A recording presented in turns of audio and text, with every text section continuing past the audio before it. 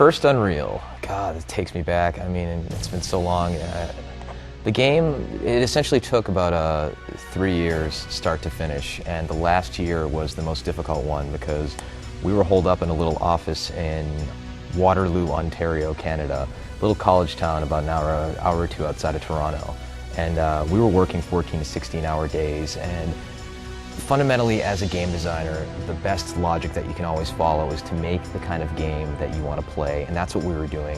We were working our butts off to make a collective vision of something that was beautiful and interesting and compelling. It was a world that gamers wanted to explore, that was rich with beautiful environments and interesting alien creatures and fascinating locales. We began developing Unreal in 1995. It was when Epic made the transition from being a little developer with 2 or 3 person teams to building a real development organization and company.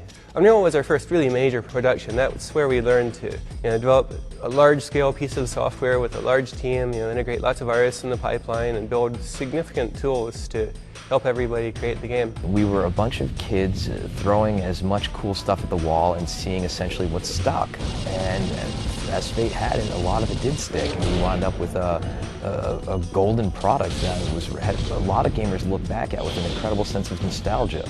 I mean, going into the introduction of the Scar as the first enemy with the lights turning off and the creature leaping out in the darkness with the techno music blaring, I mean, to this day is still one of the most affecting moments in gaming history.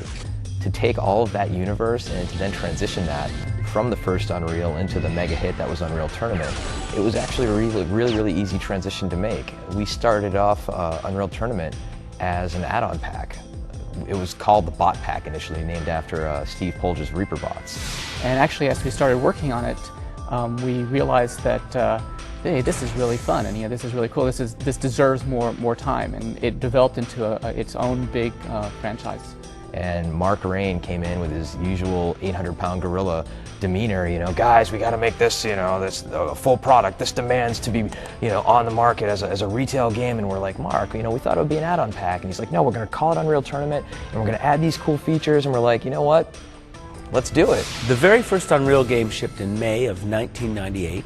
And shortly after that, a bunch of us, myself, Steve Polge, James Schmaltz, Tim Sweeney, Cliff Blazinski, and a few others, sat in a hotel room at E3 right after the game had been released and talked about plans for making an add-on pack. And what we wanted to focus on was this idea of using the bots to play network games against players and give you a real lifelike experience.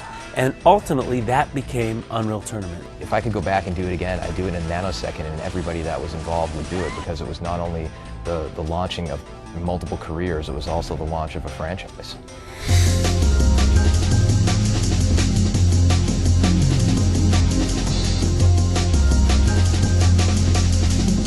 The moment for me when I realized we had gold was with the original Assault mode. Nobody to that point had done any sort of a battle of that scale that you could play in single player with AI characters that storm the beach with you, or play in multiplayer where you're attacking a submarine or underwater city or anything like that. We took the combination of the fantastic environments of the Unreal universe and we combined it with a tremendous amount of polish and wound up with something that was truly memorable that gamers to this day look back on and they just have great memories of. I think before Unreal Tournament, multiplayer gaming was something that was kind of that hardcore players did. And as a result, it was intimidating both in terms of getting connected and then also in terms of becoming part of the community. And so those were the two things we wanted to address.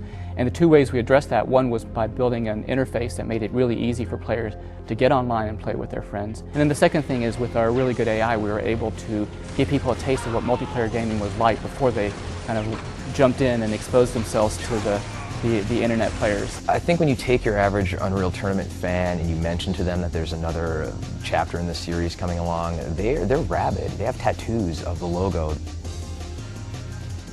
Well, the one thing we really learned with Unreal Tournament was this idea that we should take our time and get it right. And Jay Wilbur has this great saying, you can have it right or you can have it right now. I think it's because they know they're going to get something that's fantastic and is also a quality product. They know that at the end of the day, for the amount of money they pay, they're going to get thousands of hours of experience, and they can modify the world and mold their own environments and create their own characters. And that's a community they get to participate in by playing Unreal Tournament and modifying it. About a third of the developers at Epic actually come from the mod community. And these are people who started out by programming mods or building their own levels in Unreal. And these tend to be the most enthusiastic people you can find in the industry. They didn't come here for the money, they didn't build games because they needed a steady job. They did it just for fun and for passion.